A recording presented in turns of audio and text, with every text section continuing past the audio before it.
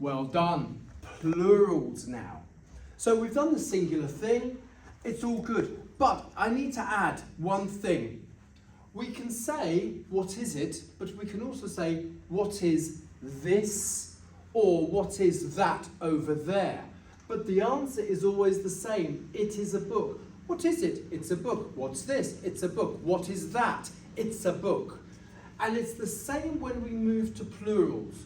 What are they? They are bottles. What are these? They are bottles. What are those over there? They are bottles. Remember that with plurals, there is no or an, because it's plural. And we must use the plural S. Scissors are plural. Sorry. We cannot answer, this is a banana. We can say, what is this? It is a banana. We cannot say, those are grapes. We'll say, what are those? They are grapes.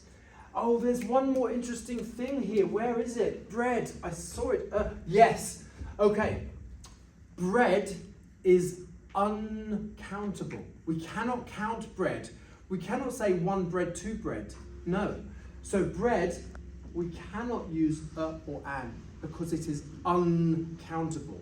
There are certain things that are uncountable. Milk, cheese, bread, uncountable nouns. We'll have a look at that this afternoon, okay? Uncountable nouns.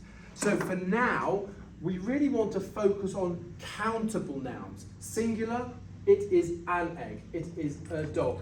Plural, they are grapes, they are pens, they are whatever. Thank you.